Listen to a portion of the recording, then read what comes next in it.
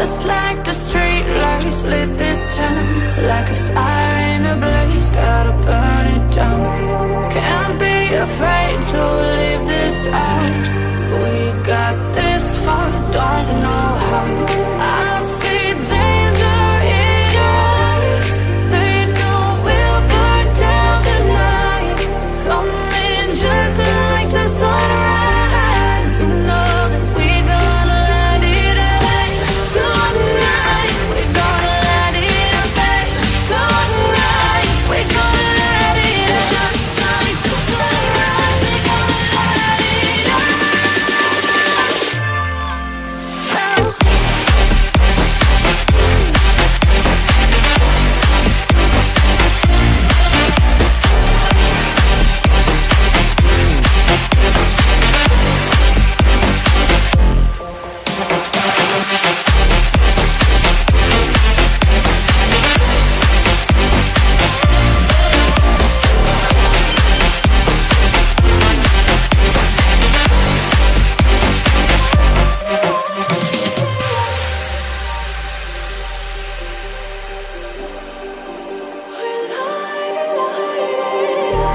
Just like a spark that's breaking out. Can't make a stop, can't turn back now. We know that there's no room for doubt. No, we can't turn back now. I see danger in your eyes. They know we'll burn down the night. Coming just like the sunrise. You know that we gonna let it rain. Tonight we gonna let it rain. Tonight we gonna let it rain. Just like the sunrise, we gonna let it rain.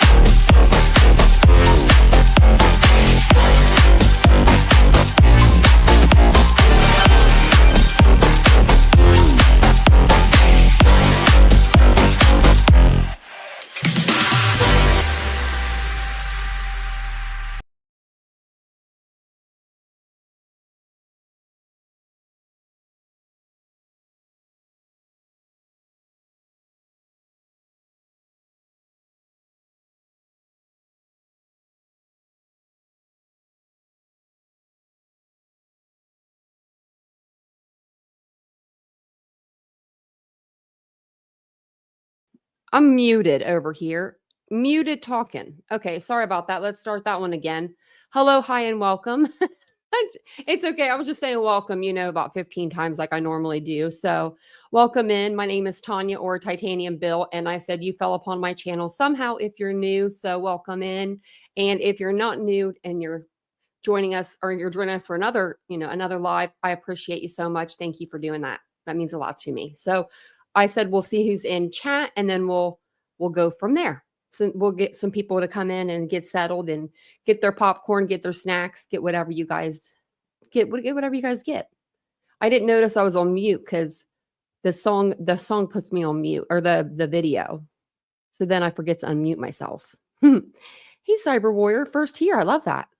Hey, Lisa. Hey, Princess. Welcome in. Hey, Ladybug. How you doing? Wandering Orphan. It's good to see ya. It's good to see ya. Look at that. Just Breathes here. We've got everybody here today. I saw in the chat earlier. Petunia, Kathy. It's good to see you guys. Hey, Mary Beth. I'm sorry that you're not feeling good still. But make sure you go to the doctor if it's really bad. I would. Because, you might not be doing your work as well.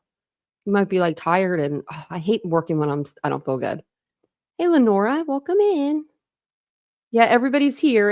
Has anybody been hit with any tornadoes yet? Because, a lot of people are getting hit with tornadoes, it seems like, or they're going to be. It's going to be, the weather here is going to be like, I guess it's supposed to start raining anytime now, but we'll see if it does. Oh, the music scared you. Oh, sorry. I was dancing. Hey, Willows. How you doing? Thanks, Mary Beth muted. I know. I'm like, oh, whoopsie. I thought maybe I would get that before you guys got me. Hey, lunch lady. Good to see ya. Hey, sailor.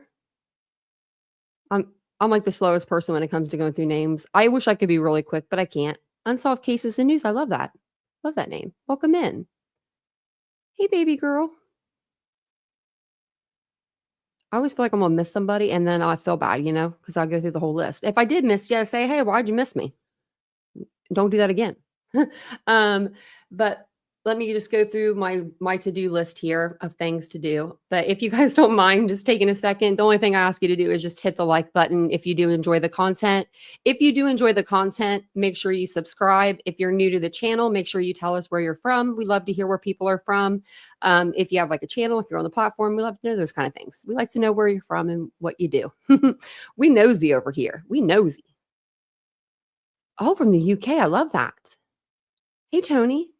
I love that. I love that. Like, I just love I love the internet. I have a love-hate relationship with the internet. I love how far our voices can go, but at times it's just crappy to be on the internet.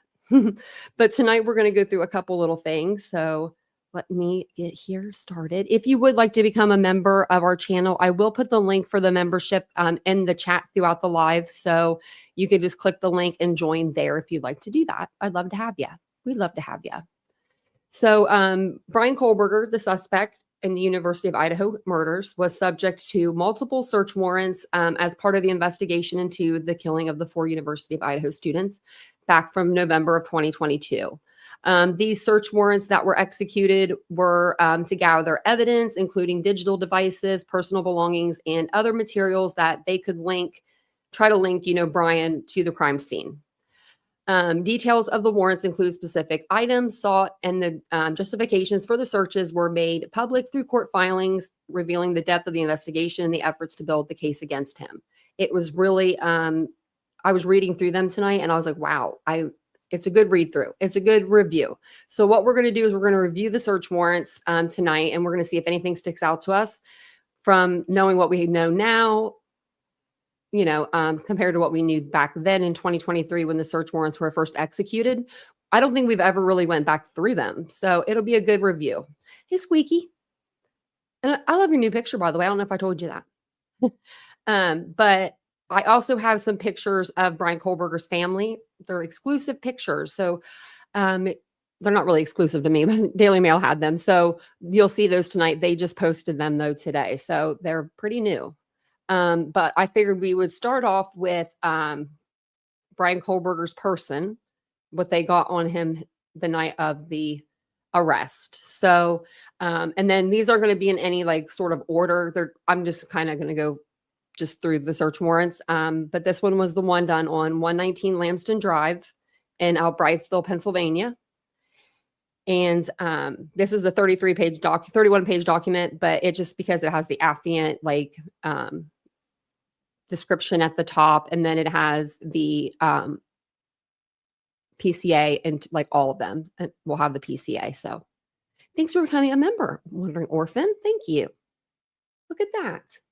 Hey, Mandy, welcome in. Just in time. Michael, just in time. Myrtle Beach, South Carolina. I love that. Would love to be on the beach. I love to hear the ocean in Myrtle Beach. I like the ocean waves there. I think every ocean I've been to I don't know, they all sound a little different. I guess it depends on the current and all of that good stuff. But I don't know, Myrtle Beach, I don't know, I think it's closer to me too. So that's why it's been a long time since I've been there, but I remember going there as a kid or teenager. So I looked this up too, because I was like, what's a Defiant silver flashlight? So they caught him with 1 Defiant silver flashlight, 4 medical style gloves, white Arizona Jean Company large t-shirt. And I think Arizona Jean Company is like JCPenney's. Champion WSU Cougars large black sweatshirt. pair of black and white size 13 Nike shoes, pair of black Under Armour socks, Under Armour black large shorts, Under Armour black large boxer or boxer large, and one buccal swab. So he was fully dressed, and they got him in the middle of the night. Down to like his so of course he's gonna have underwear on, that's obvious, but and probably shorts because to go to sleep. But he has on the t-shirt, the sweatshirt, and the Nike shoes and the Under Armour socks. Like, he's ready to run, in my opinion. He's ready to run a trash run, in my opinion. Well, it's actually not my opinion, but that's what they ended up getting off of Bryan Kohberger's like person. So if you have any questions over any of these, just let me know also tonight. Oh,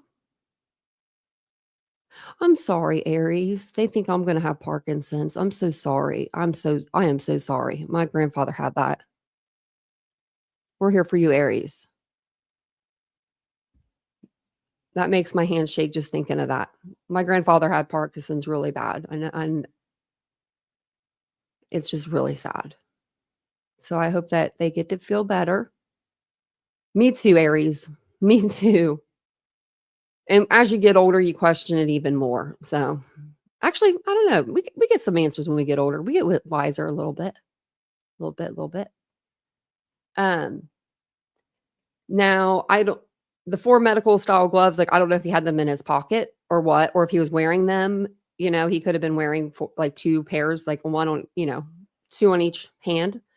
But they did get that all from him. And then the buccal swab is the swab that they took whenever they got him in custody. So, and that was 12/30/2022, of course. And they seized those items.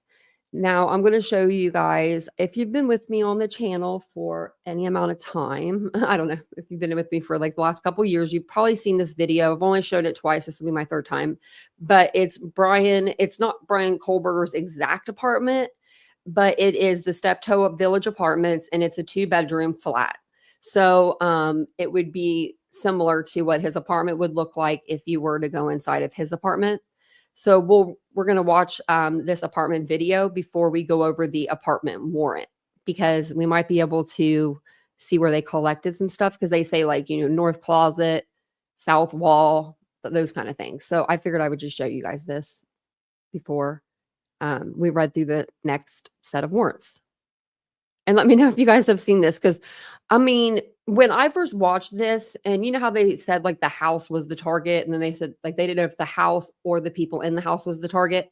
For a second, I thought, well, maybe, just maybe, like the house was the target. Like, just for like a second, I thought that, because I saw the inside of this place and I was just like, oh my lordy, it's when you move off to college, this ain't the place I'm thinking I'm going to be living. Oh my gosh, you guys do need a new arm. Look at that, Princess Elsa, 2 years.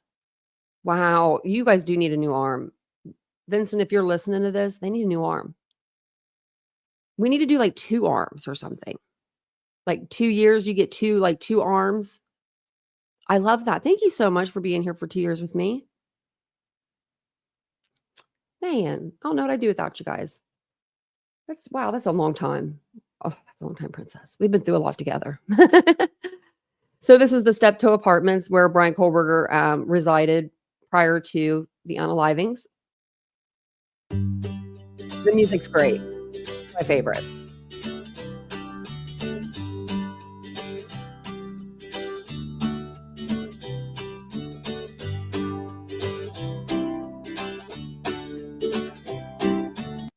That appears to be the bathroom. So I'm just saying that because Bryan took his little picture there. Now, if I wanted to pause it here, because if you see there's a closet door to the right, right to the, if you look like not where the bedroom is, but closer.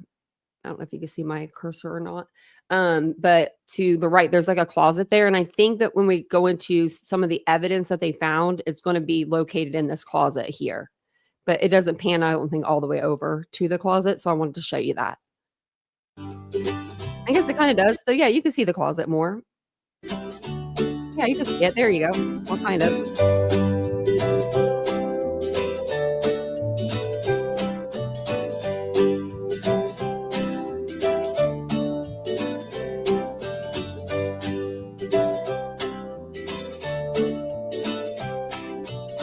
Lots of closet space.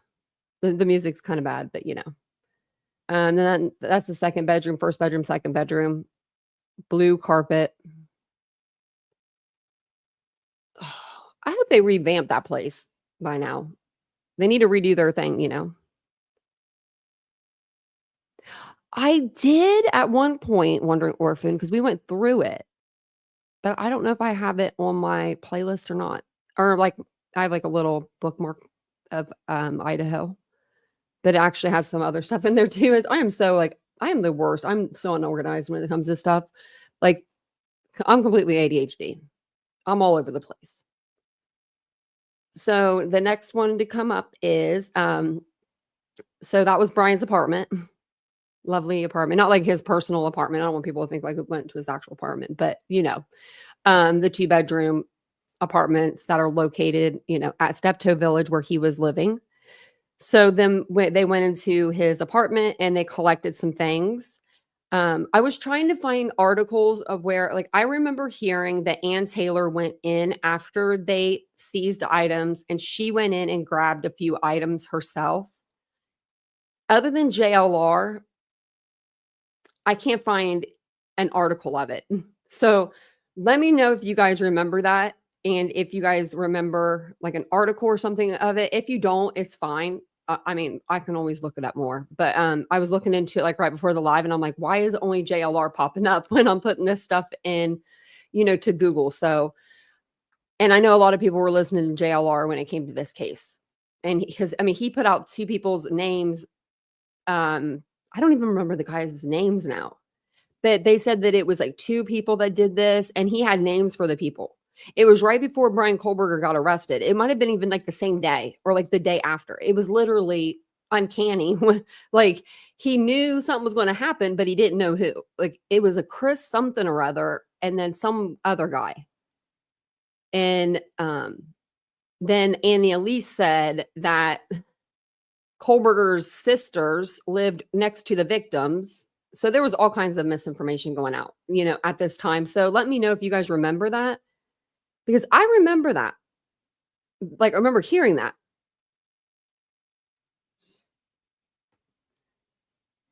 There's a lot of people I feel like from Tennessee. That must be the place to live, or the Carolinas. Okay, so I'm going to try to read this as best as I can. I also have the one. Okay, so the list that was the items that were from his home, and it was 63 items. Yeah, I got all of those. It was actually like 140 some, because some of them are like 22A through D. But I have them like printed out. Me and Vincent went through this whole list and decoded it, because some of these officers cannot write very well. And I can understand that. You're writing and your hand gets tired, but make it legible. And also Bryan Kohberger's signature on one of these, I got to show to you. It's so, was it the first one? I think it might have been. Yeah, this one. Look at this. Does this look like a scared as hell signature? Look at this. And look at the way he wrote out his name. Like, I have terrible handwriting, but this is on a whole new level. You think he was scared, like shaken when he was giving, his stuff over? Probably. I wish I could see, I wish I had some more of Bryan Kohberger's handwriting to compare it to. But yeah, his signature looks a little, he looks a little scared. Sorry, I didn't mean to cough in your ear. There. Okay, so let's move on to the next one. So one nitrate type black glove, and I think they meant nitrile, nitrate or nitrile is wrong. It's the wording is wrong. And then it shows, so what it does is it has a description of the evidence, location, and then who it was collected by. All of these are collected by T. Martin. And the first one is the type, black glove, closet on north wall of entryway on the west side. One Walmart receipt with one Dickies tag. So to me, that sounds like receipt and then the tag that it comes on the clothes. Closet on north wall of entryway on the west side. 2 Marshall's receipts. Closet on north wall of entryway, west side. You know what the Marshall's receipts are probably for? I bet you money. I'm gonna bet money on this. I don't even know if we'll ever find out. But I bet you it was shower liners. Shower curtains, shower liners. Do you think that could be it? Dust container from the Abyssal Power Force vacuum. Just the dust container. And that's on the closet of the north wall of entryway. Wonder why I would just keep the container and not the whole damn vacuum. But I mean, you know, people probably have weirder things in their house than that. So then it says 2 possible hair strands. And then it says head of Livman broom in the closet north wall of entryway. So, I mean, they were going through everything. They went through his broom. And this is all they found. The dude was clean. I mean, he was OCD clean, definitely for sure. Even way more than me. Like, if this is all they're finding, like, you know what I mean when it comes to hair. So then a Fire TV stick with cord and plug. It says plugged into back of Samsung TV, west wall living room, TV stand. Couldn't even melt that thing there, Bryan. Possible animal hair strand under computer pad on desk in northeast bedroom. So, I mean, shoot. We're going to hope that's Murphy's hair. That'd be something. But the only thing is, like, he would have to have picked that up off of, like, I would assume, like, Maddie's bed or Kaylee's clothing or something like that. Because I don't think that he actually physically had any contact with Murphy. That's just my opinion. But possible hair, the east wall of shower on tile. Ew, but, you know. Possible hair inside drain of shower. Like, yeah, like just one possible hair. Possible, and then it says inside the drain of shower, and then possible hair under computer pad on desk in northeast bedroom. Looking under my computer pad. So I have like a large one. I'm assuming he has one like a large one too. Okay, well, I don't see any hair under mine, so just thought I'd look. 1 possible hair strand from uncased pillow. Oh my gosh. Guys, put pillowcases on your pillows. Please. For the love of God, please. And sheets on the bed. But he is in college, so I mean, that sounds about right. Computer tower from northeast bedroom desk. It says item not bag tagged with it says item not bag tagged with zip tie and info. Okay, well, that doesn't make sense. And that person was Jay Ayers. So that must have been probably the computer guy. They were probably like, hey, we got a computer down here. Can you come grab it? And he probably, you know, is the guy that does that. Or woman. Can't say it's a guy. So I think that's all that was there. Wait, no. Okay. So white towel from shelf of kitchen table, diluted red brown irregular stain. So white towel from shelf of kitchen table. So there must be a shelf above it. I don't know. Diluted red brown irregular stain. But it was negative for their first testing of, like, their presumptive testing. So dark red spot, small, flaked off surface upon touch, west of sink, kitchen counter. Doesn't have anything. It says just item or collect item. Pizza cutter, top drawer, west of sink, east of fridge, reddish scratch in metal. I don't think he used it. Oh, I don't know what's that. That's probably pizza sauce. Dark red irregular stain, side panel of drawer. And that's by the sink, it looks like. 332 screwdriver from bottom drawer west of sink, brown spot. Ajax bottle of soap near bottom edge of west side of sink, dark red stain. Could have been grabbing for it. I don't know. Switch on north wall of kitchen behind sink, dark reddish stain. But these were all negative. So for the the first testing. So I'm sure they collected the sample and they did other testing with it at their lab. But usually if you do a first test and it's not positive, it's most likely not going to be what you're thinking it is, So switch on north wall of kitchen behind sink, small dark reddish stain. So 2 switches. Pink red irregular stain on edge of plate from drawer cabinet or from cabinet west of sink. That's gross. Like you had some dirty stuff on your sink, your dishes, and we can't say that's animal, because animals ain't doing that at your place because you don't have animals there. Hey, Paco Jewel, and welcome in everybody. I couldn't see you guys there for a minute. Hey, Wicked, good to see you guys. Hey, AZ. Oh yeah, Mary Beth Verizon's the horrible. We had them for a minute. I told Vincent not to do that, and he did it. And then we were like, oh, yeah, they didn't find too much. I think he was just real good. And DM, thank you for being a member for 16 months. That's a long time too. Wow. Y'all been with me forever. Princess of 2 years, you a year and a half. Wow. Y'all are the bee's knees. I got lucky to get you guys in my chat. I really did.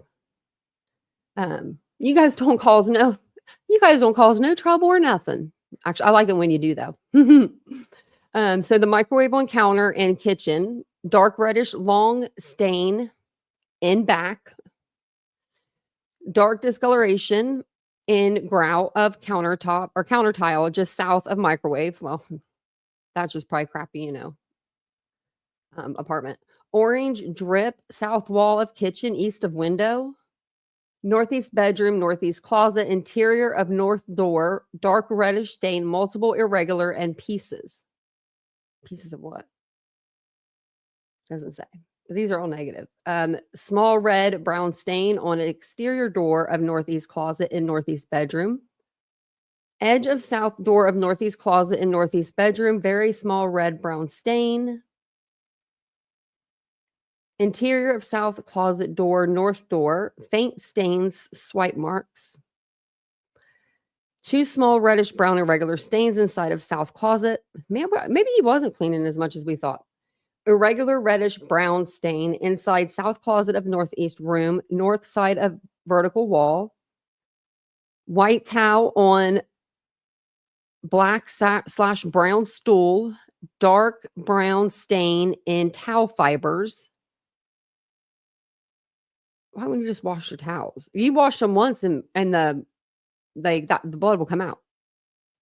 I mean, it's not hard to get that out of stuff. People think it is, I think, but it's really not. I've been in car accidents where I've, blood down my shirt and literally white shirts, and I've took them home and I put them in the washer and I prayed to everybody that I knew for it to come out, and it did. It came out. I've never really had a problem with not being able to get blood out, especially white towels. I have white towels. All of my towels are white. That's stupid, I know, but they are. So we've gotten I've gotten self tanner on them before and stuff like that, and it's come right out. So why? I mean, I'm wondering if these were even washed, or maybe they were and they were just that dirty. They're just over, But he just seems like he would have new stuff. Gray smear, interior of south door. I don't know what the hell that says. Something of laundry basket. Underside, orange smear, light brown streak outside corner of laundry basket, exterior door of northeast bedroom, small red stain, round, irregular red stain, exterior door of northeast bedroom door jam, west side of door jam, small brown stain, Small red/brown stain exterior of bathroom door. Wonder what all these stains are from. Or if they're just like, him bumping into like the wall. Like, I mean, because they're not blood. They're not blood apparently, but they could be biological evidence still. I mean, it still could be that. It just maybe not isn't that. Interior bathroom door, small dark red brown irregular stains. Interior bathroom, little red/brown stain. Light reddish brown stain on outside edge of medicine cabinet. And I think this is like this is like the only document that's like not as like the rest of them get better. These are all negative. Diluted brown stain on east side of door jamb of toilet room and bathroom. Okay. Small reddish brown stain on left edge of medicine cabinet, mirror bathroom. Small brownish stain right inside edge of medicine cabinet, bathroom. Brownish stain just above tile, above towel rack, below medicine cabinet, bathroom. Well, they're very detailed. That's good. West wall of shower, below curtain rod, light gray linear stain. East sink of vanity, wood front face below countertop, red stain irregular. And this is bathroom. Reddish brown stain, irregular shape, left wall of cabinet under east sink bathroom. Reddish brown linear stain on right side of shelf, cabinet under east sink bathroom. Light orange/brown stain, linear irregular, right side of sink in the bathroom. And then it says east side of wall or east wall of shower, but then it has it like crossed out or underlined. I can't tell, but it says collected hair, see collection log. Curtain rod in shower, under side of rod, west end, reddish stain. Blind swab of east sink drain bathroom. Blind swab of east sink drain bathroom. Blind swab of shower drain bathroom. Tiny red stain on edge of door. South of entry door in living room, west wall, dark brown dripping stain. Top left side of computer pad, diluted red stain. What are these things? Top left side of computer pad, diluted red stain.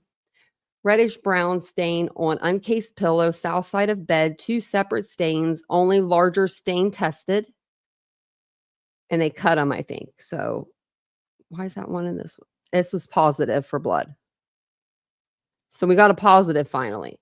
So on the uncased pillow, on the south side of the bed, 2 separate stains. The larger stain was tested. The larger stain came back as being positive for blood. And they cut it out and they collected it for further testing. It could be a nosebleed, something like that. Mattress cover on bed in northeast room on edge, facing doorway, brown irregular drip. Multiple stains present on cover, collected after 1 positive result. Other stains not tested. Okay, so it looks like they were positive on the mattress cover. That could be a nosebleed. I mean, I'm just saying. So unzips into 2 pieces, top piece and bottom piece collected, packaged separately, both marked item C.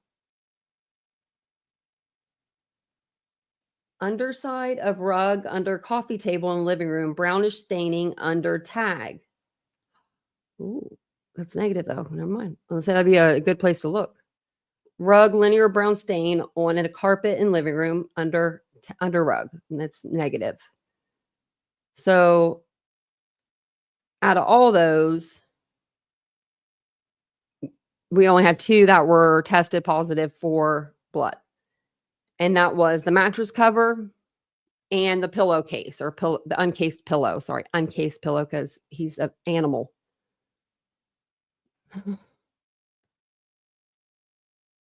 Thank you guys all for being here. You guys talking about peeps? Oh my gosh. Oh, peeps are the worst. Y'all are crazy for liking peeps. They're cute though. They are cute. Oh, Mary Beth, I knew you like peeps because I got a picture for you last year and I forgot to show it to you with the little peeps at Target. I bet you it'll come up under my memories in the next few days or next couple weeks. If it does, I'll post it. I remember you liking peeps because when we went, actually, where was it? Walmart? Might have even been Walmart. I haven't been to Walmart probably since. One of them had Peeps. I remember, and I thought of you, and I was like, Peeps. Ladybug, thank you so much. She's gifted out 5 memberships. That's so kind. Thank you.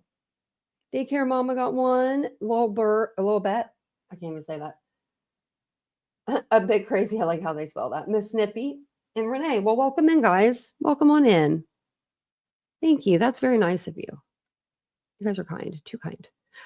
So I want to show you this video. It's just about the apartment and the warrant that they had for the apartment and what they seized. So just basically what we kind of went over a minute ago. Before we came on the air tonight, we got some new details on what was found in Idaho murder suspect Bryan Kohberger's apartment with the search warrant just unsealed. Remember, Kohberger is accused of killing those 4 college students, with police apparently finding things like a black glove, possible hair strands, 2 cuttings from an uncased pillow with a reddish-brown stain, and mattress covers with multiple stains, some of which were sent to a lab for testing. Steve Patterson joins us now. And Steve, I know that this is just sort of new into our newsroom. As you're looking through this, what else are you learning?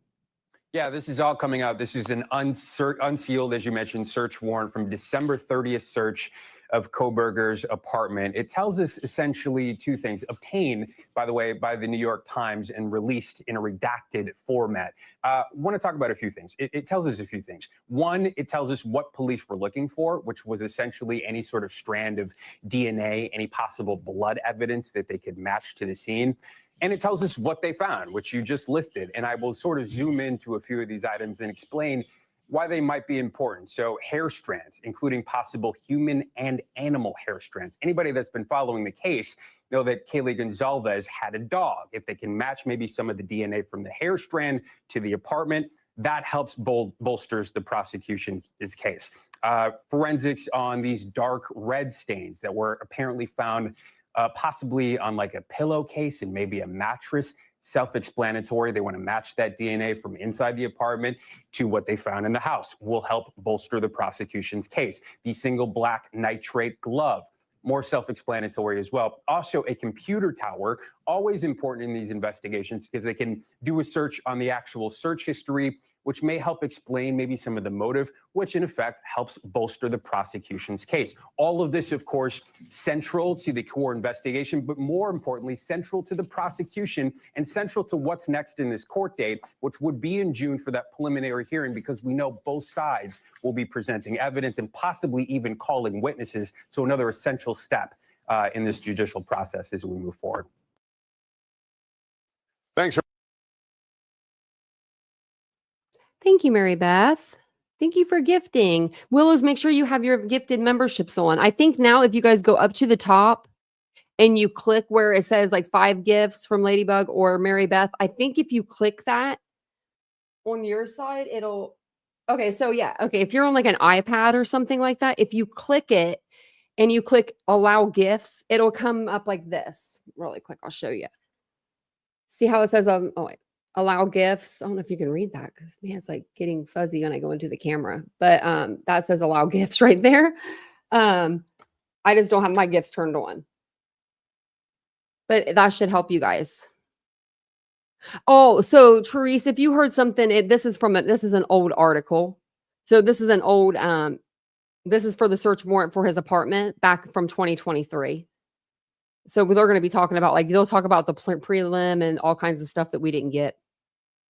I'm so sad about that. Like that we didn't get that. But I do have pictures towards the end of the live. I'll show them to you guys of Michael Kohberger and one of Bryan's sisters. And they got a few different pictures of them. So the Daily Mail did. Sneaky snakes. And did you guys see my community post? Them sneaky snakes over at Daily Mail, they are charging to read their mail now. Daily Mail. I'm like, are you kidding? Everybody's going to be charging though. I feel like, I mean, you know, and I guess if they give you good news, they should, but this was all I really wanted to read. And now I'll probably won't forget to not read it or to unsubscribe. But I was like, what the heck? That's where like we would grab articles from. So it's just weird. So the next one I wanted to show you guys, the next warrant is going to be for Bryan Kohberger's car. So when they did these warrants, they did them all within like a few days of each other. It seems like I'm not like 1,000% sure, but I remember them like all the ones that obviously from Pennsylvania were done at the same time. And then all the ones at Idaho were done at the same time, but they were done like in unison, it seems like. But they did check his 2015 Hyundai Elantra and they put bearing the VIN, they put his VIN up there. So there would be no problems there that they don't have the right car. Willow said, forget it. I'm just going to give myself a membership. Thank you for becoming a member. Willows, I appreciate it. He had a mouth to hide so much if he wanted or needed. Yeah. And welcome in. Yeah. Welcome to the family. Welcome on in. So they got out of his car. Well, they took swabs, but Ziploc bag with pink zipper. Now this is going to be some money here. It's weird that they did that, but 7 quarters, plastic baggie with green zipper, 36 dimes, 32 nickels, 8 pennies. I wonder how much that equals up to. I'm sure somebody has added that up. Gloves, receipts, car insurance card, car registration, hiking boots, comfort in room key holder and stay information. So not the key, but just the holder for the key and the stay information, like the little booklet you get when you check in, probably when he was with his dad coming back from, Washington State. Tire irons. I said irons really weird, didn't I? Tire irons, shovel, goggles, floor mats, reflective vest, used water bottles, which I think that's where he was probably putting some of his trash, was in his car, like the water bottles. Wrench door panel, seats and seat cushions, headrest, seatbelt, fiber, brake pedal, gas pedal, phone charger, Band-Aid. I hope that's not used. Wrappers, maps, documents, and the seatbelt boot. And I'm not sure if it was the seatbelt boot I'm assuming from the driver's side, but they didn't post that. They didn't post if it was from the passenger side or the driver's side. I'm assuming the driver's side, because isn't that what goes, like your seatbelt goes into, I believe. We looked this up a long time ago, but it's been like forever since we did it.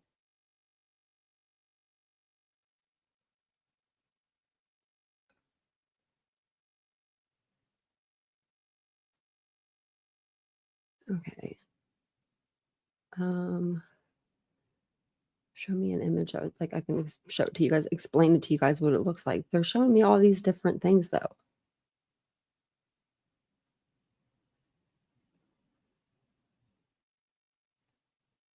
Oh, that's such a small image, but that's what I'm going to give to you guys as a small image.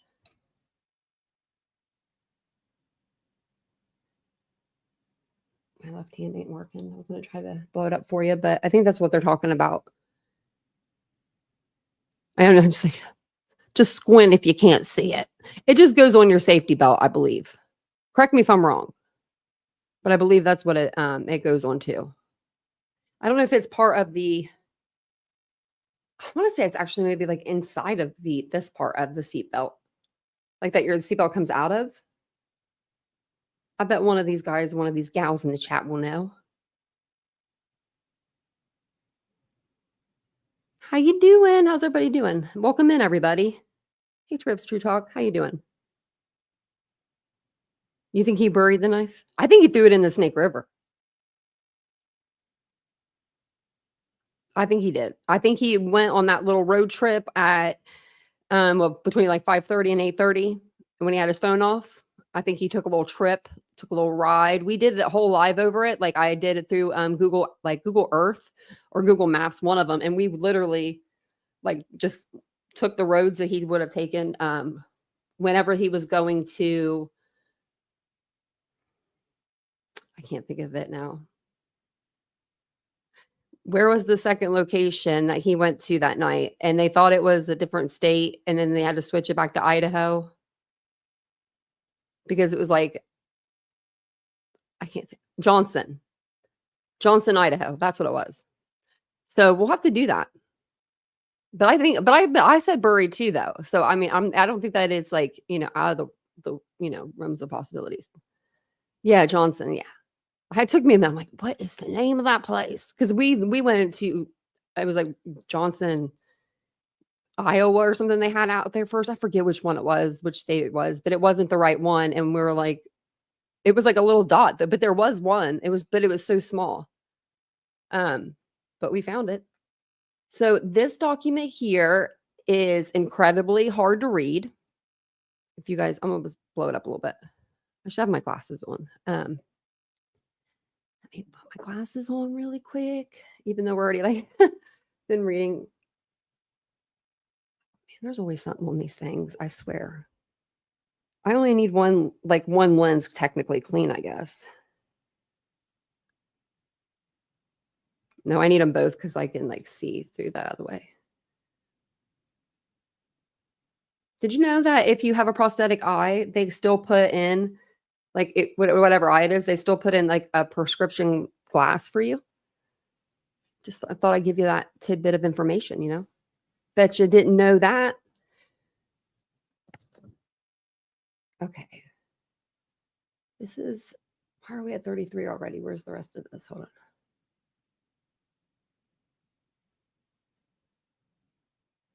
Hawks, I just gotta scroll up. I'm so silly. Okay.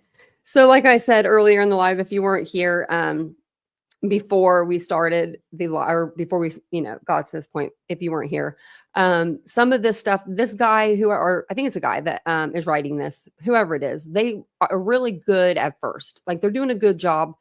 They're, it's kind of unlegible, but it's not too bad. But then once you go down to like here, like once you get to here, this person said, F it. And they were like, we're done. We can read it. It's legible to us. So look at this. Like, I mean, I was like, what are all these numbers? What do they mean? What do they do? Well, if you guys don't know, I own a boutique. A lot of these are clothing items. So I was able to read them like through the chicken scratch. And then on most of these, the rest of them are like computer items. So Vincent sat down with me last year or 2 years ago, and we got the list compiled.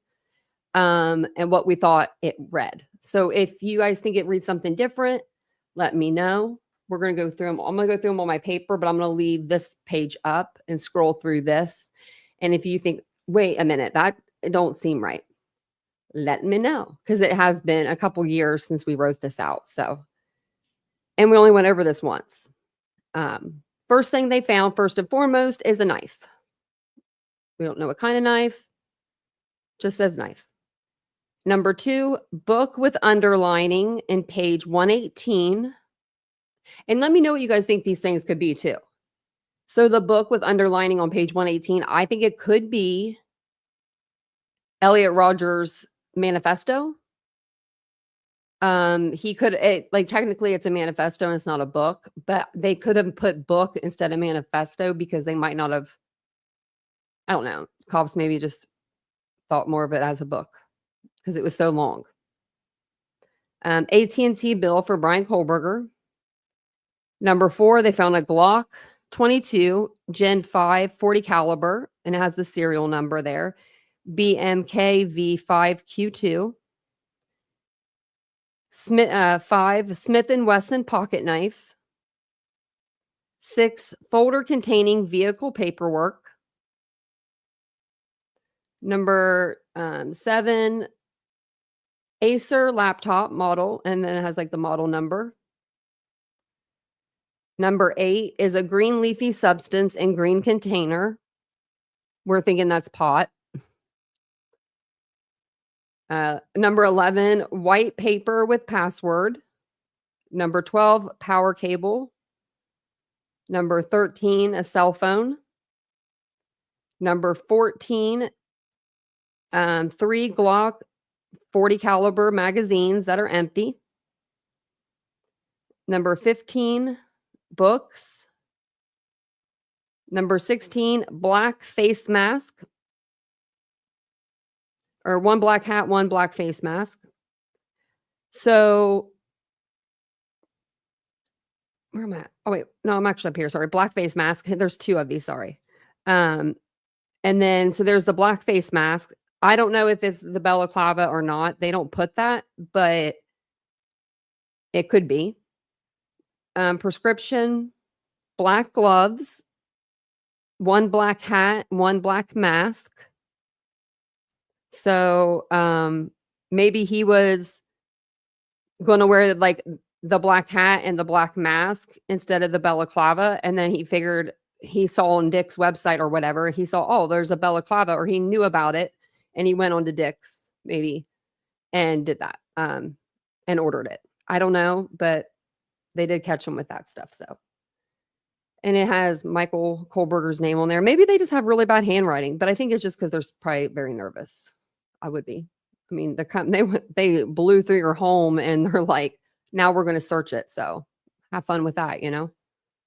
Can you guys leave your own home? Like, that's a shame, you know? For his parents to have to go through that. Like, he shouldn't have went out there for Christmas. Like, I don't care. He should have gave him some damn excuse, because he knew that there was a chance he could have been arrested. That's why he was throwing his trash in the neighbor's trash can. That's why he was doing all the sneaky stakes shit. I mean, let's be real. So that's not cool to do that to your parents. That's not cool to do that to your family. Like, you should have just got arrested at your apartment by yourself, because you've been by yourself for the last 3 years almost anyway. I mean, putting your family through that's just a shame. So number 20, just I'm going off my soapbox now. Personal identifying documents. Number 21, New Balance shoes. Number 22A, dark colored jacket. 22B, dark colored jacket. 22C, dark colored jacket. 22D, dark colored jacket. Number 23A, dark colored shirt. Number 23B, dark colored shirt. Number 23C, dark colored shirt. And then we come to number 24. A and B are both dark colored pants. I think they're just taking all of his dark colored clothes. I mean, and if you're a guy, that's mostly your whole closet. I mean, really, I'm surprised they didn't take more. 25, clear plastic glove. Number 26, one Asus, I don't know if I'm saying that right, but laptop with damage. 27, one HP laptop with damage. 28, record of sale of Glock 22 Gen 5 40 caliber. Number 29 is item photographed but not taken. And there's question marks on that. So I'm not, and it's like bold. So I think that one was, I wasn't sure. We weren't sure if that's what it said. But I'm looking at it. I mean, and that's what it looks like. It says item photographed but not taken. And then note in desk. Number 31 is criminal psychology book. Number 32 is documents and DeSales University notebook. And then we go down to number 33, extra large Columbia Navy fleece. Number 34 is a man's hand drawing. And I think that we looked that up and that's like a thing. Like,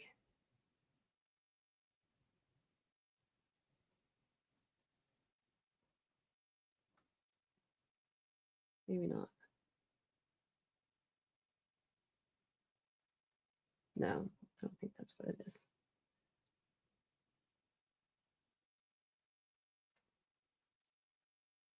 It's just showing me how to draw hands. Never mind. I thought it was like, you know how like there's like the hand that holds like the earth or something like that. That's what's like, that's what's coming into like my head, but that's not it. But you know what I mean? It's something that's like signifies something like that. It could be DM. I'd have to look. I'm gonna have to look into that because I'm very curious. A man's hand drawing. Let me see. I put in a man's hand drawing. It's going to show me hand. Yeah, it's just going to show me man, hands of men. I couldn't get that out. I mean, maybe that's what it was. I don't know. No, that's not what it was, but we'll have to look into that because I remember like we figured it out last time when we went over these. Let me get you guys down there. There we go. There's everybody. Oh, and if you guys, I know we're like, I'm in top messages. I need to go to all messages. I do that every live. So if you guys are wondering if I like don't see your if I like, am ignoring your comments, I'm not. I just am always in top chat. I need to remind myself to get out of that and remind you guys. So the next one up is 35. And then this one is pretty significant. It seems like it could be anyway. So this either says ID cards, inside glove, inside box, or it says 10 cards, inside glove, inside box. I don't know what you guys see when you see number 35 right here, but I see ID cards, inside glove, inside box.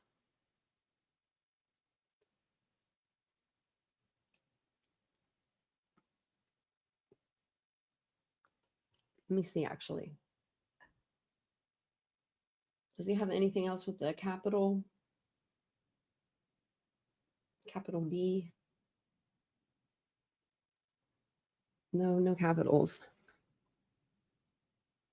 I'll still look though. I don't know where Captain's been. Yeah, he was here a few days ago though.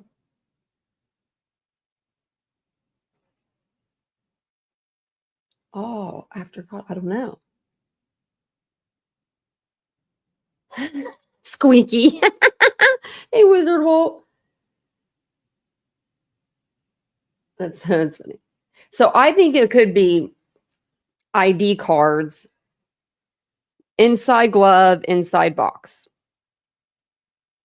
Unless it's 10 cards and it's like baseball cards or something crazy that has nothing to do with this case. I mean, that could be it too. But I don't know. I don't know why you'd have something inside of a glove, inside of a box. It sounds like almost like you're hiding it, you know? And putting it in a glove instead of just putting directly in the box. I mean, that's almost sounds like you're keeping it like clean or you're keeping it like you're trying to hide it. So we're going to go to number 36. Various criminology books, notes, license cards. Number 37, a dark colored hat. Number 38, black gloves. Number 39, A, Seagate Barracuda 1 terabyte hard drive 1. Number B, Samsung solid state drive hard drive number 2.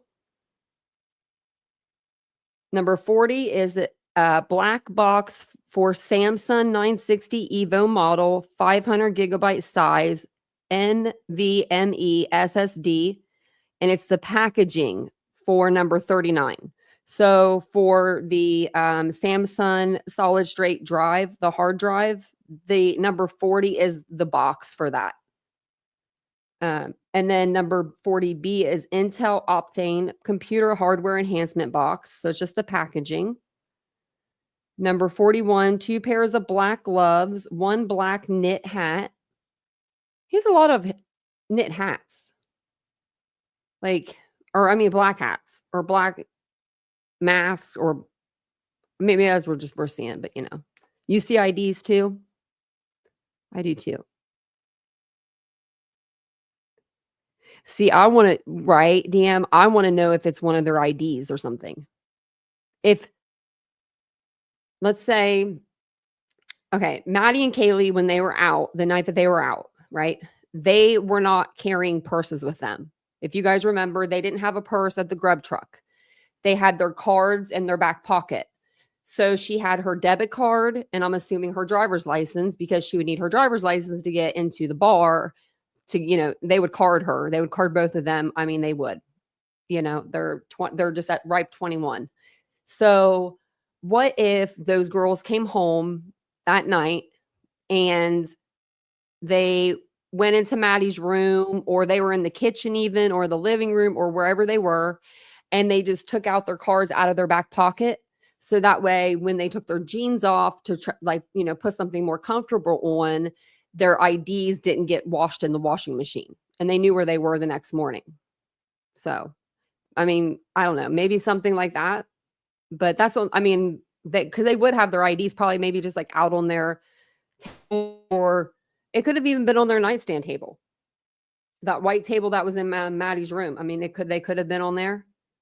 We don't have all the evidence yet. We have nowhere near half the evidence yet in this case. So we'll have to see when it all comes out. But they put that down for a reason. They took that for a reason.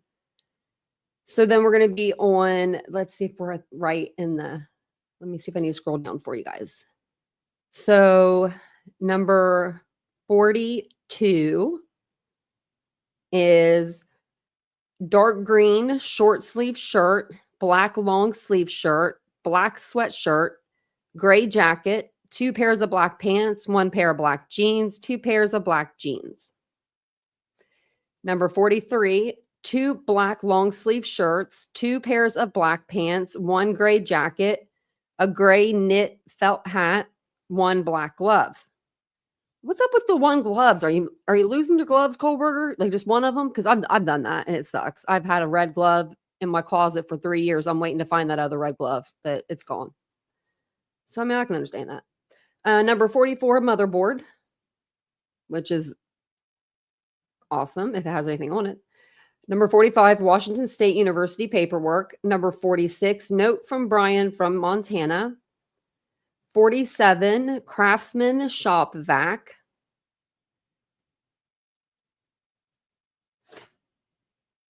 Wait a second. So Kohberger's dad must have been using a brand new shop vac when he was cleaning up the mess at the house, because they took his shop vac.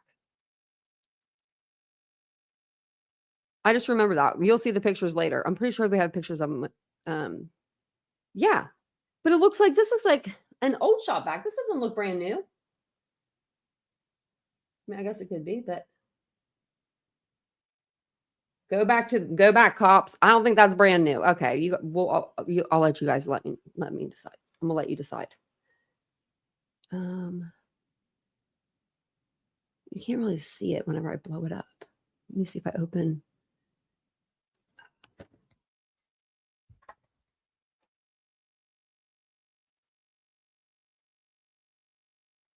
Blowing the picture up.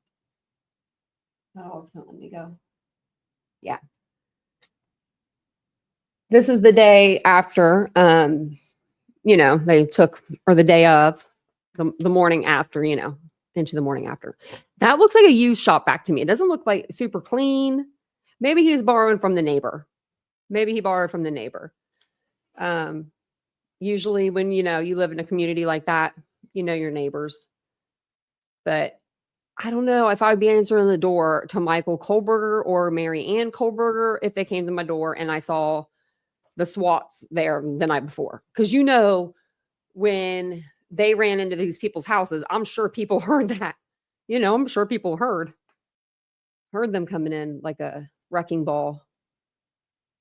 Like, I couldn't imagine. Oh my gosh, I couldn't imagine that. That's why I am a good girl, and because do not want the cops coming and rolling into my house like that. Then we're going to go down to number 48, medical documents. Wonder if those medical documents say he has autism. Number 49, court documents. Number 50, note to dad from Bryan. What'd you write, Bryan? What'd you write in the note to your dad? Now, I wonder if this note was just like sitting out in the open, or if this note was like hidden. What does this note say? I'm very curious. Maroon color spiral notebook, 51. 52, dark color clothes. They took everything that was dark colored, didn't they? Number 53, HP 100B model, all-in-one, AIO computer, 2011, and password. Number 54, Levino IdeaPad, 110 through 151 SK model laptop, 2016. Tangent Medallion 5155B computer, old model, designed for medical / industrial use. And we were talking, it like might have been maybe his sisters that worked in the healthcare field. Dark clothes in the laundry basket. Taylor cutlery knife and leather sheath, 58. So, hold on. I think we looked this up.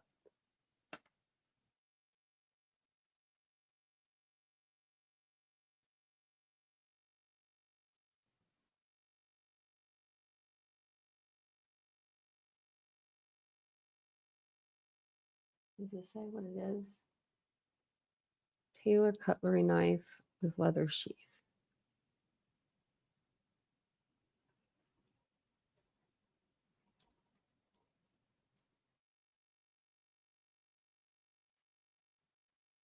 It's not like coming up. Why is that not coming up? Like they sell knives. Am I trying to put in?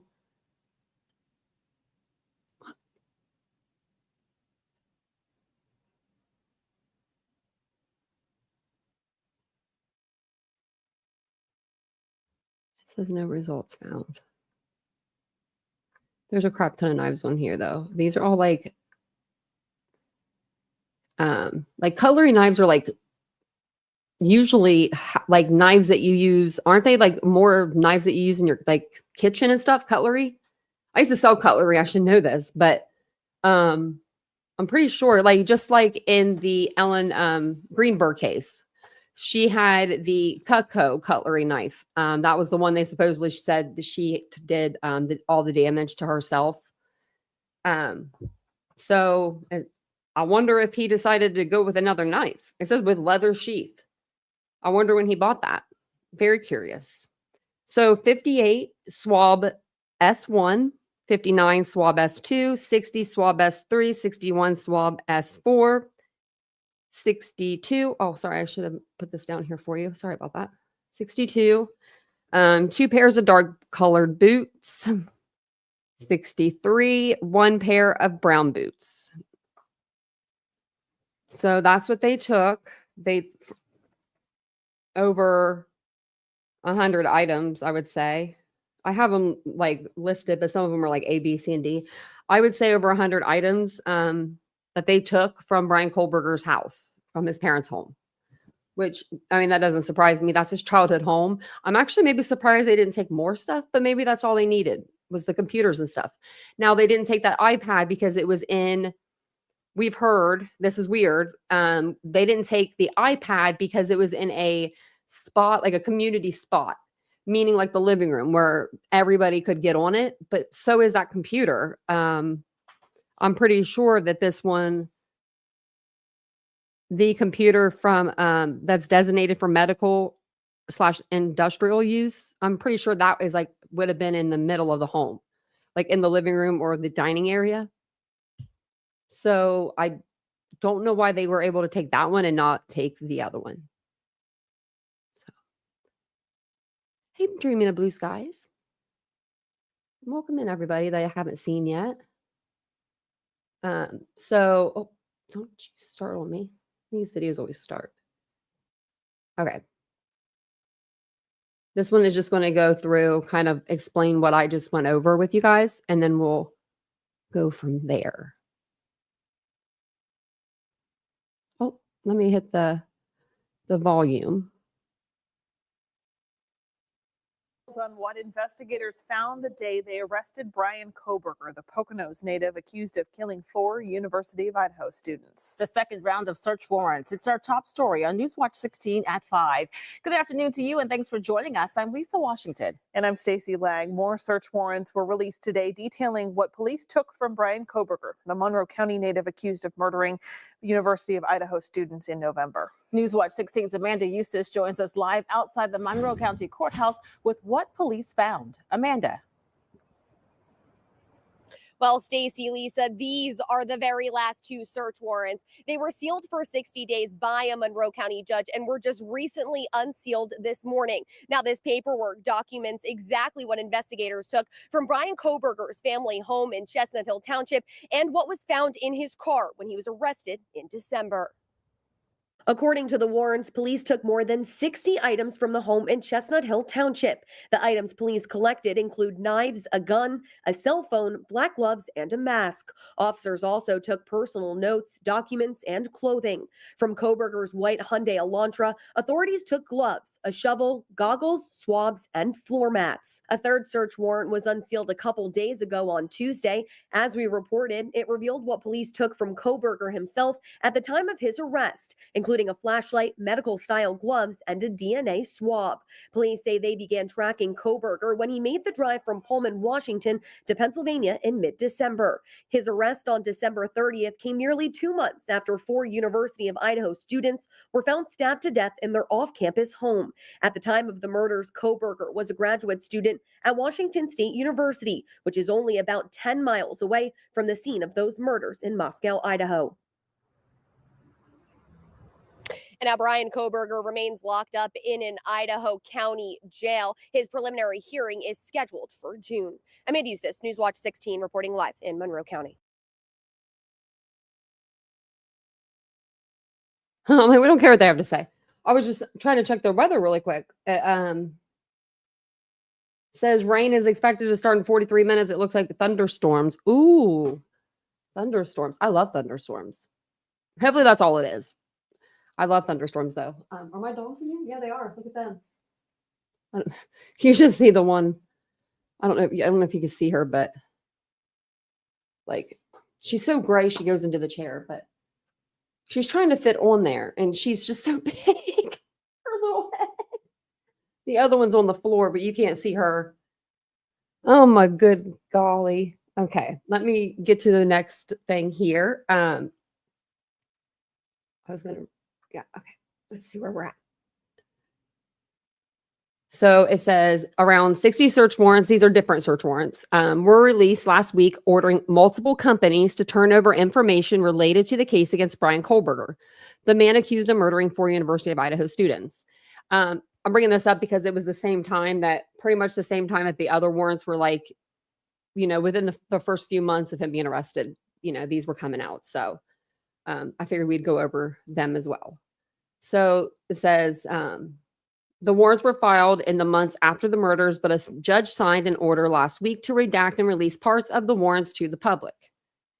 Kohberger, a former Washington State University graduate student in criminology, is charged with first-degree murder in the deaths of Kayla Gonzalez, Madison Mogen, Xana Kernodle, and Ethan Chapin, who were found stabbed to death in an off-campus home in Moscow, Idaho on November 13th, 2022.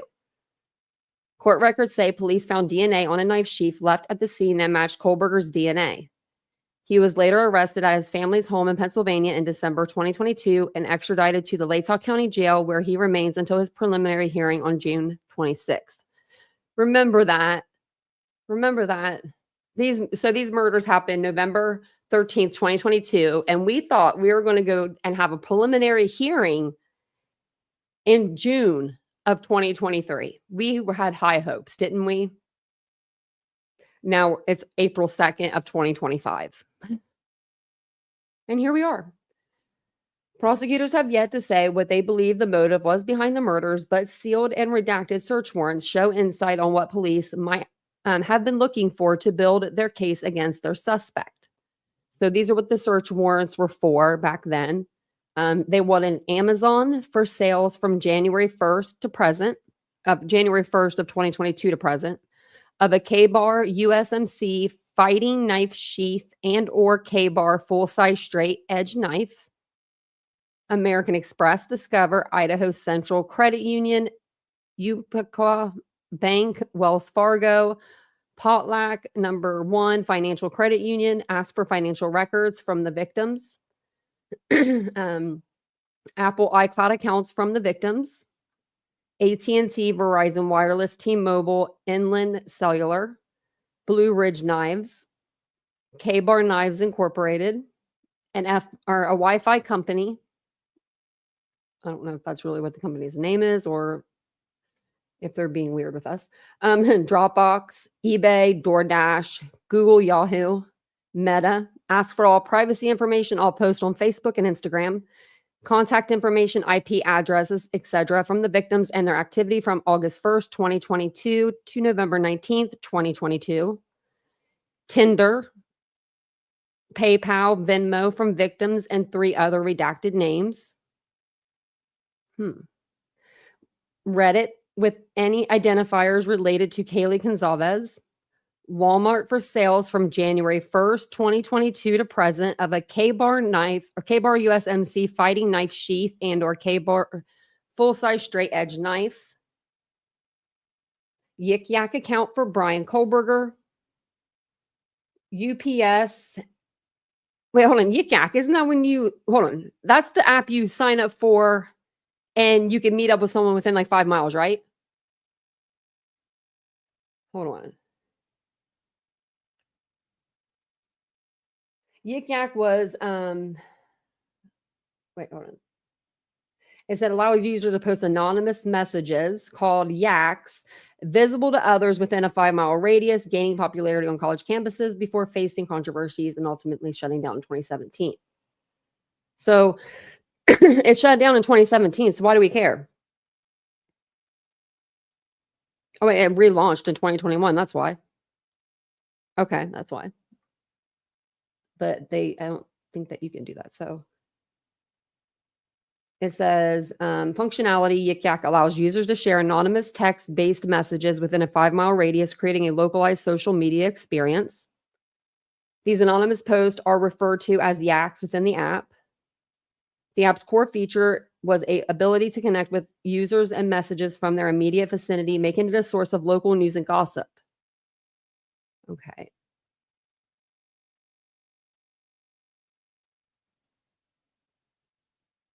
I guess it's still out there. Like, it looks like it anyway. I guess, wait. Now I don't know, because it keeps saying it's like, I'm about to like go to the app store. Look at me. Like, look at me. I don't even know where my app store is because my phone is all messed up. Like my things got all switched around, my apps, and I haven't fixed it. I bet I might have it if I mean, if it has to do with this case, I download a lot of weird stuff. Yeah, you can get it.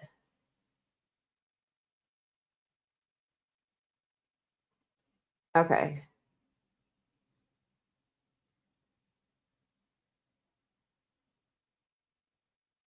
It has 43K. I might have to get it just so we know what it's about. But I think it's just like an app that you can talk through. Now, I'm just saying because Bryan Kohberger, he's non-talkative. That's what Ann Taylor's trying to say. That he's not talkative. He's bad with communication and all that stuff. She's been saying about Bryan Kohberger. Yeah, I wonder what he thinks about that. She probably says, I have to say these things about you, Bryan. I don't really mean them. So then they did UPS, any video recording stored on delivery trucks from November 6, 2022 through November 14th, 2022. Moscow/Coeur d'Alene Forensic Labs, 1 warrant for Bryan Kohberger's phone and his communications. Prosecutors are also asking to show jurors text messages between the 2 surviving roommates that are believed to have been sent. Okay, that's weird. Is that him that was talking here? Of Idaho students. Newly released information about the search warrants reveals the digital evidence investigators are looking for as they shore up their case against suspect Bryan Kohberger. NBC's Gotti Schwartz has the latest. New search warrants revealing dozens of major companies are being forced to turn over information in connection with the murder case against Bryan Kohberger. All right. Among those served, tech names like Apple, Amazon, Google, and DoorDash, social media companies Meta, Snapchat, and Tinder, and retailers Walmart and K-Bar Knives, the brand of knife sheath found at the crime scene with a single source of male DNA linked to Kohberger. But not all the warrants are focused on the suspect. Some are requesting bank and social media information about the victims. They're trying to find out if there is a hidden link that could explain a motive. They will never be forgotten. The 4 college students were found stabbed to death in an off-campus home last November. Authorities still haven't publicly released a motive, but alleged cell phone data shows Kohberger stalked their house at least a dozen times before the killings and even went back to the crime scene hours after the murders. Experts say data from these warrants may help investigators piece together an even stronger digital footprint. They are going all in, if you will, gathering every single conceivable piece of evidence so that if any doubt is raised, they will be ready. Meanwhile, we're also learning new details about what officials say Kohberger was doing the moment he was arrested at his parents' house across the country in Pennsylvania. Brian, what you doing? The 28-year-old wearing gloves while separating his trash. Mr. Kohberger was found awake in the kitchen area, dressed in shorts and a shirt and wearing latex medical type gloves, and apparently was taking his personal trash and putting it into a separate Ziploc baggie. The Monroe County 1st District Attorney calling that behavior significant for the investigation. To me, that's incredibly damning. It shows a consciousness of guilt, that he was making sure that his DNA did not end up in the trash. Other newly unsealed search warrants show what police did seize in Pennsylvania, including a gun and knife, black face masks and gloves, a cell phone, multiple laptops, and a book with underlining on page 118. Investigators also say they found a shovel in Kohberger's Hyundai Elantra and seized parts from the car itself, from the headrests and the seatbelt to brake and gas pedals. That was Gotti Schwartz reporting. Kohberger is charged with 4 counts of murder and 1 count of burglary.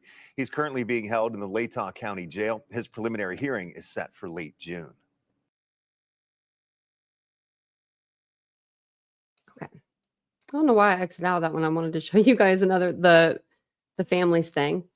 But that was all of the search warrant stuff I had. I was over on Twitter trying to find if there was anything else that was new. And man, there are people that are just still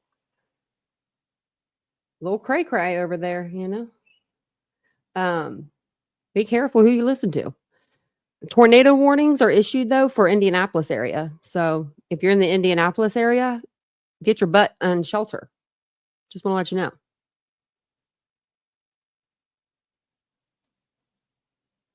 No, I didn't see the video about that, Nikki, but I knew. Wait, actually, maybe I did. Maybe I don't know if I did or not. I don't think I did, but I feel like I did. Nikki, I'm not sure. I know that there was a camera over there, though. I've known that since like I don't know, a couple years ago, because they like blurred out that house, that white apartment or whatever it was across the street. They blurred all that out so that like people couldn't see it anymore. And I know from like other cases, a lot of times if you like give LE camera footage, they'll blur out your house on Google, like on Google Maps or Google Earth or whatever it is, Google Earth. And I think that's what it was. So yeah, just email me whatever you got. We're always talking about this case. So I'll be back tomorrow to talk about it some more. And if you're new to the channel and you do like the content, don't forget to subscribe to the channel. We'd love to have you. We are here nightly at 9:15 p.m. Eastern Standard Time, and we do talk all things true crime here on the channel. So, and did you guys hear that? I just remember this, and I need to write this down. I guess there's a suspect in the Maura Murray case. I know that's like out of left field, and I'm just going to put this in my browser so I can look at it later.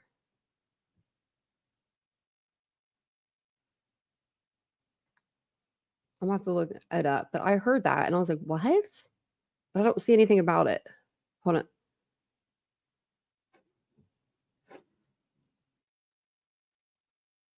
Looks like I watched this, but one, I don't know. We'll have to go over it though. It's a very weird case. Really? Baby girl, like just now? Wow. I wonder if like it's on YouTube yet. If it's just from now. Because didn't I just say I thought it was the IDs of the victims and we just went through this whole thing that they were in their back pocket? And it would be easy for them to take out their IDs. I was gonna see if yeah, let me know if it was on tonight, because then usually they'll like post it a few minutes afterwards. Someone posted on Facebook. If you could send it to my email, that'd be great. I don't see anything Bryan Kohberger, but I just went over there. I don't see anything. And I feel like it would be on like Banfield or something. Do you know what I mean? I feel like she would be like the one. Or like Kumo.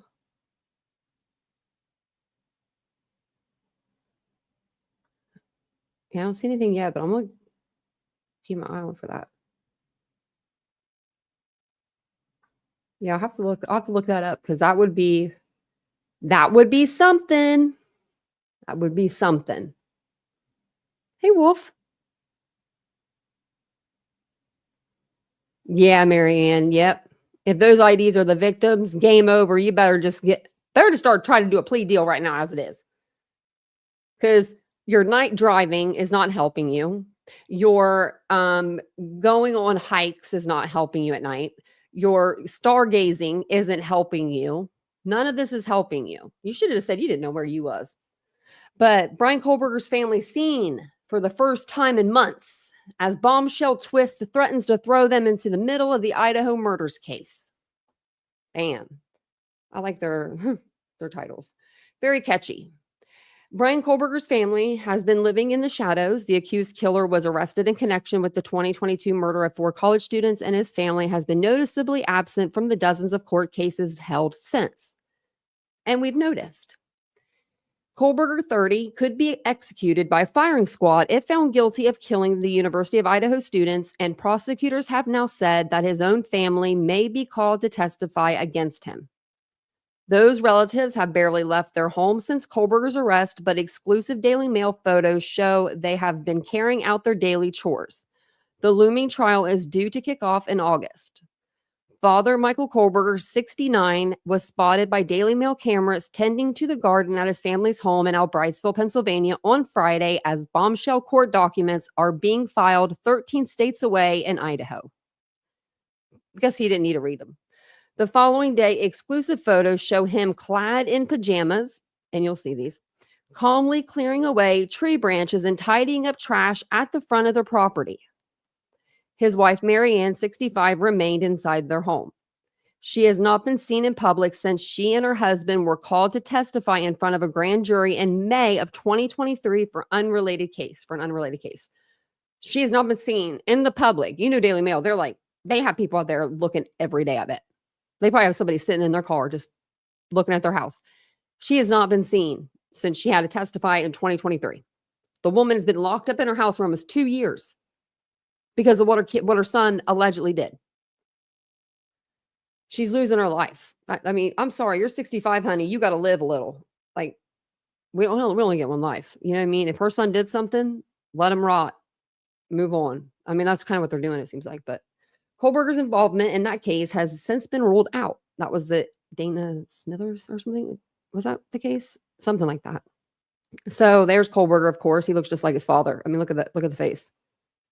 His sister, I don't know which one it is. I can't remember, but looks just like him with a wig. And you'll see that in a minute. So there's his father, Michael, wearing pretty much the same outfit he was wearing the day after his kid was arrested. Except for his shirt said what? The Good Life, I think, on the back of it. Yeah. But he likes that hat. And them shoes are the same. Them dad shoes. Okay. The chilling allegations against Kohberger have substantially affected his older sisters, Amanda, 37, and Melissa, 33. Both lost their jobs when his alleged crimes went public. Amanda appears to have landed a new job as a counselor close to the family home, with the recent Daily Mail picture showing her keeping a low profile while shopping. Public records show she got her Pennsylvania social work license in June last year. She was let go from her acting job in 2023. Kohberger, a former criminology PhD student at Washington State University, is accused of murdering Madison Mogen, Kaylee Gonzalez, Xana Kernodle, and Ethan Chapin in November 2022. It is said to have been a brutal knife attack during the early morning hours at an off-campus home. There were 2 surviving roommates, Dylan Mortensen and Bethany Funk. His family has largely maintained their silence since his arrest at their $140,000 4-bedroom, 3-bathroom home in the private Indian Mountain Lake community, which was raided by the FBI. However, sources revealed to NBC's Dateline in May 2023 that Kohberger's older sisters had suspicions regarding their brother's involvement in the murders, even searching his car once he returned home a month later. Several family members reportedly searched the vehicle for possible evidence. Now, I'm telling you what, if that was my family's house, and they would know. You are sitting there with your family eating dinner, right, for Christmas, and this is what's going to be happening. They all had the discussion about the car when you went to the bathroom or something, Bryan. One of the sisters brought it up. I think Bryan might be involved in this because he lives there and he has the same car, and they're putting the stuff together, right? And then Bryan comes back to the table and they're all quiet. And then you see like 3 people get up and walk outside. And they're not smokers or nothing. And then you see them coming back in, they sit down, and then you see another 3 get up and walk out. If I was Bryan Kohberger, it would be a dead ringer right there. I'd be like, why are you guys looking at my car? What are you guys doing? Like, I would know. I would be like, what's going on? But apparently he was in his own, he was there with the turkey and the mashed potatoes. He didn't care. Oh wait, he doesn't like turkey, so never mind. Or mashed potatoes because I have milk in them. So I don't know what he was eating. Tofu.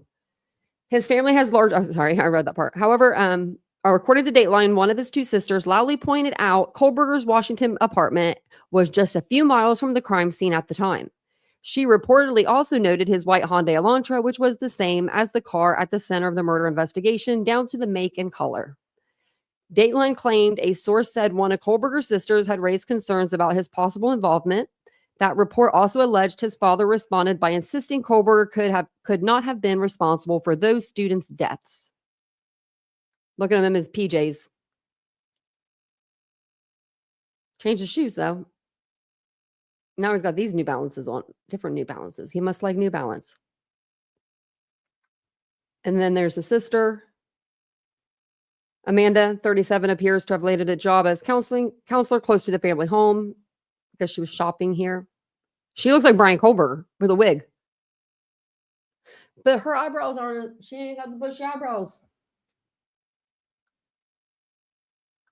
And there's some more pictures of her. I don't know what she's doing here on her underarm, but that's bad. That's a bad look. That sucks for her.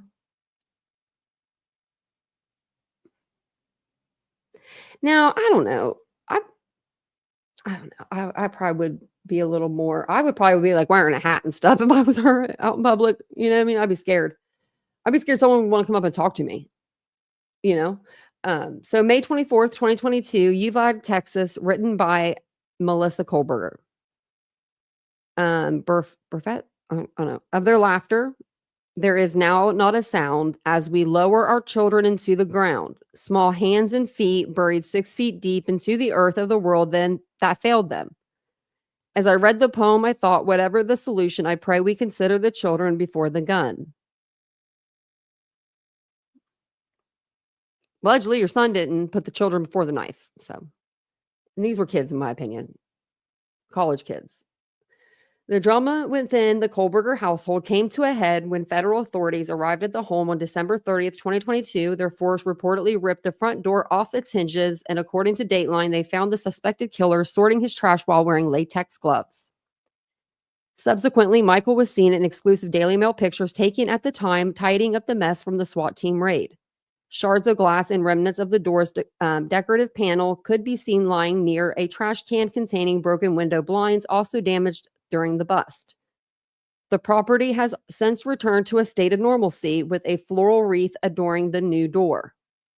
Following a series of delays, the case is finally set to go trial August 11th, and Kohberger could face execution by firing squad if found guilty.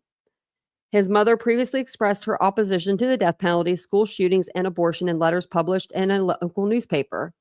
In one letter to the editor titled, "I pray we consider the children before the gun," published in the Pocono Record in March 2008, Marianne wrote, "I do not personally support abortion and by all means do not support the death penalty. State sanctified murder is just that, murder." Ooh. Kohberger's relatives have only spoken out once since his arrest, releasing a statement in January 2023 saying they'll let the legal process unfold. They also confirmed that they had fully cooperated with law enforcement in an attempt to seek the truth and promote his presumption of innocence rather than judge known facts and make erroneous assumptions. In a statement, the family also acknowledged the victims. "First and foremost, we care deeply for the 4 families who have lost their precious children. There are no words that can adequately express the sadness we feel, and we pray each day for them." Part of the statement said they would love and support Kohberger throughout the process, but they haven't been seen at any of his court appearances since his extradition hearing in early 2023. Yeah, they went with one hearing. One.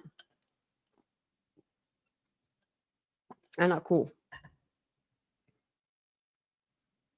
That's like, man, if my parents were alive and I was facing murder charges, burglary murder, I say you could track this here right now. I'd be like, I would be so mad if they weren't out there for none of my, not even like if whenever I'm pleading or anything. Like, I mean, just show me you care. Just show me that you back me up. Show me you believe me. If you could take a trip out there to drive home for a friggin' Christmas vacation, you should be able to take a trip out there for a couple days to support your son. I mean, and just get the whole thing from Ann Taylor, like get the whole story, get what she's doing, get the playbook, you know what I mean? Like get some questions answered, like face to face. It's different when you're face to face than if you're on the phone with somebody. I don't know. It says that could be part or due to Ashley Jennings, Latah County Deputy Prosecutor, asking Judge Stephen Hippler to exclude members of the accused killer's family from attending the trial before they give evidence. "The state may call members of the Kohberger family to testify at trial," she wrote. "Prior to the start of the trial, the state anticipates it will motion the court or the court will on its own generally exclude testifying witnesses from the courtroom so that they cannot hear other witnesses' testimony." Well, they didn't do that with Alec Murdaugh, and we were all okay. Everyone was okay. I mean, you know, I don't remember seeing this picture. That's what I don't ever remember seeing that picture. Okay. It is unclear exactly who the prosecution plans to call to the stand, as they have until mid-April to submit a witness list. And despite allegedly defending his son to family members, Kohberger's father may also be called to the stand as a witness. He flew to Washington mid-December to accompany his son on a 2,500-mile drive from his apartment in Pullman to the family home in Pennsylvania, where Kohberger was later arrested. The pair traveled in the same white Honda Elantra that later became linked to the Moscow, Idaho crime scene. They were pulled over twice for speeding and tailgating. The interactions with police were caught on body cam and are expected to be shown to a jury. If family members are called to the stand as witnesses, a gag order may prevent them from speaking out about the case. A ruling issued on June 23, 2023 by Judge John Judge stated journalists are allowed to interview family members involved in the case, but not lawyers. This came after a motion to vacate the amended non-dissemination order was filed by a coalition of 20 media outlets. The order restricts attorneys directly involved in the case who are representing the party, witness, or victims' families, and the agents for those attorneys, including law enforcement, from making certain statements about the case to the media or the public. New court filings also revealed that Kohberger's defense is asking the court that his family be given the same rights as the victims' families to be included in a list of people to receive priority seating when the trial kicks off in August. And I guess that is not like the defense has like no right to that. I guess the prosecution does. Like they have the right to have the family members in, but the defense, they don't have that right. And I didn't know that. I thought you were allowed to have both, you know, on both sides. Like, so it says this request came after a prosecutor submitted a list of victims related to the court, with defense attorney Lisa Massiff claiming that excluding Kohberger's family would violate his Sixth Amendment rights. But in the latest filing, Jennings shot down his claims, writing defendant's request that members of his family be granted the same rights as the victim's family. However, the immediate families of homicide victims have constitutional and statutory rights to attend pursuant to the Idaho Constitution. There are no comparable constitutional or statutory provisions affording a defendant's family these same rights.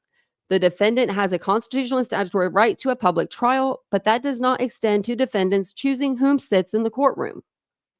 The prosecution has agreed that his immediate family, including step-parents and relatives by marriage, should remain in the courtroom during the entirety of the trial. Lawyers for the family did not immediately respond to a request or comment from the Daily Mail. Okay, that's all of it. Yeah, it is. So, look. Thanks for closing the mental institution. What?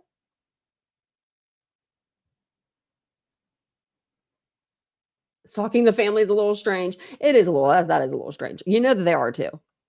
I mean, look, to get these pictures, come in his pajamas. Look at him in his pajamas. And look at this Daily Mail Plus exclusive. Yeah, you know what that plus means? That means you got to pay for it. I was finally figuring out what the difference was. There's some that's like not plus, see? And then some that are plus. I didn't know that. But we needed the article. It's all good. We needed the article. We needed to read it. We needed to see these pictures of his dad.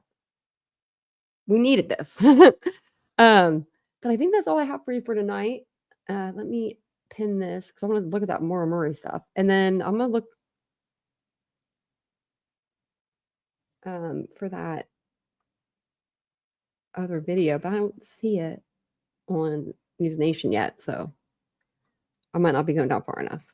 But Rachel Morin's trial, the trial for Rachel Morin's case should be, I think it's starting on this week for that case. I don't know if it's going to be like televised or not, but I do know some really great creators that'll be probably in the courtroom. So I'll have to let you guys know what's going on with that.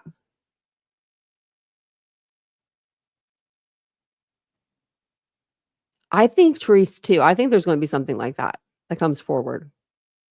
Have a good night, Walt.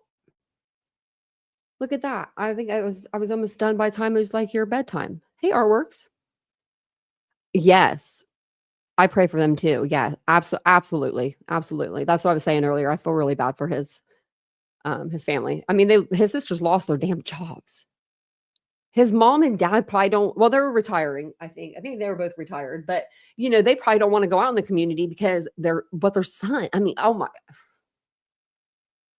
I mean, can you imagine, like, everyone knows everyone in those little towns, you know what I mean?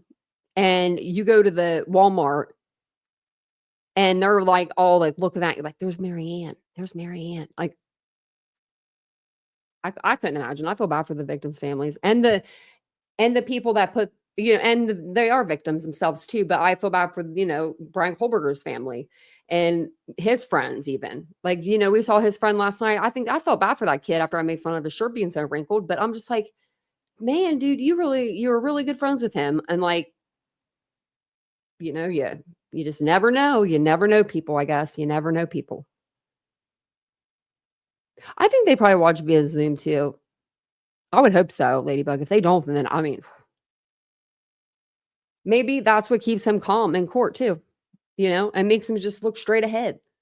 I've seen him look at Bill Thompson before though. I just put Ann Taylor and Bill together, didn't I? Bill Thompson, Bill Taylor's what I said. We don't know anything about it yet, CJK, about the animal hair. Now, if that's Murphy's, that would be exciting. That would be just, you know, like Murphy helping to solve his mama's case. But does anybody have any questions for me? Oh, is your weather getting bad? Let me see mine. Expected to start at 11:08.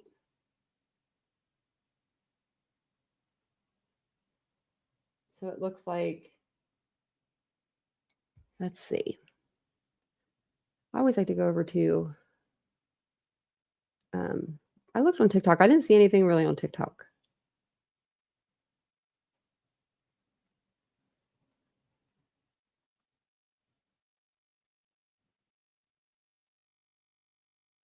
Like a lot of these people I don't know. You have to let me know who you guys watch for your Bryan Kohberger Idaho 4 content. Because I don't really know a whole lot of people.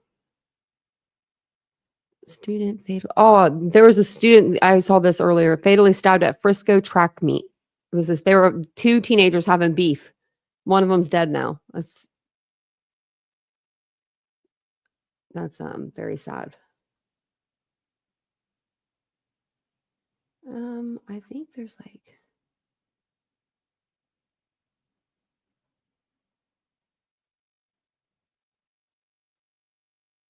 I don't know. People are just nuts. People are nuts. Who's live? Let's see. Anyone talking about Bryan? No, probably talking about. Oh, everyone's probably talking about, yeah, court today and all that with Betty.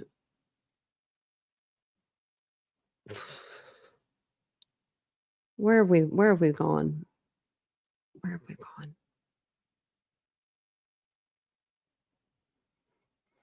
Okay. Yeah, I don't see anything good on my end. I was going to send you guys somewhere, but I don't see anybody on. I mean, people could be on too. It just doesn't show up on my live tab.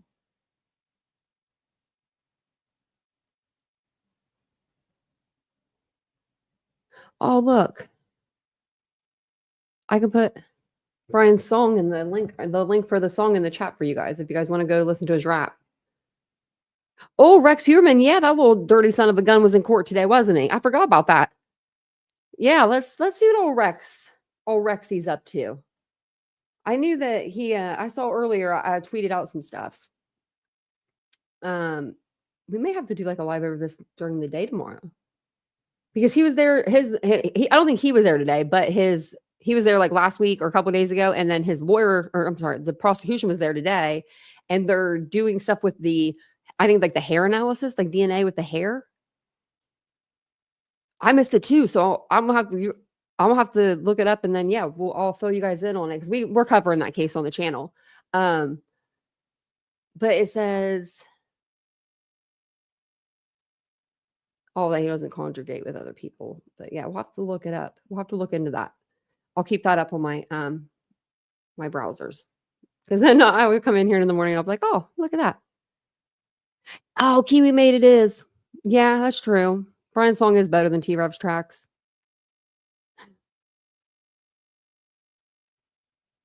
Oh yeah, the butter. He's not getting the real butter. Yeah, like the smiley face killer. Yeah.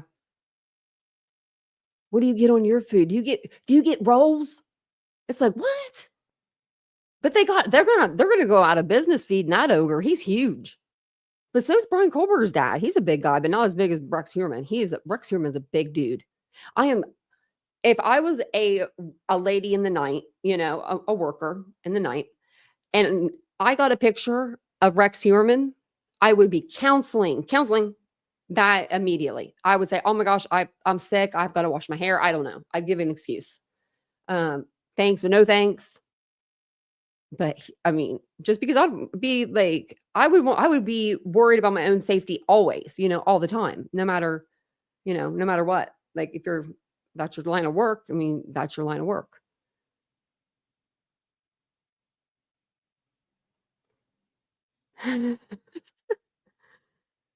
He is huge. He is. Well, I think I'm going to jump off of here. I'm going to, I guess, get to bed. I feel like I'm not really that tired. Oh, wow.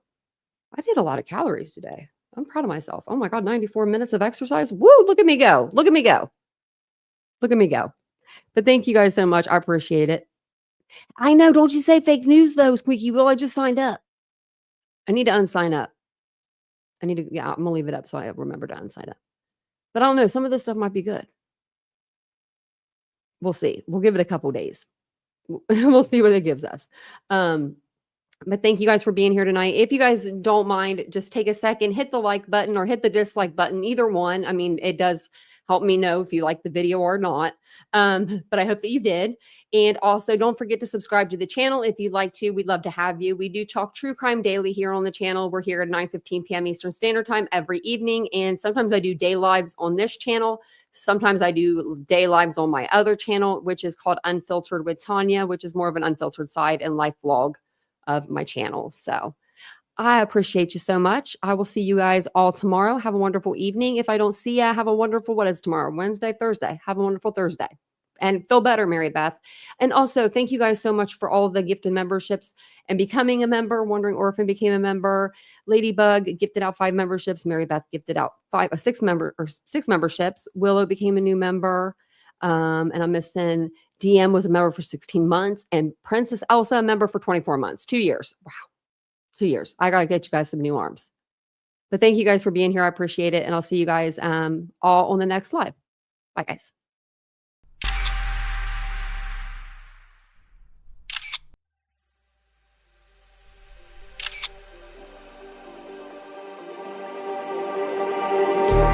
Just like the street lights lit this town, like a fire.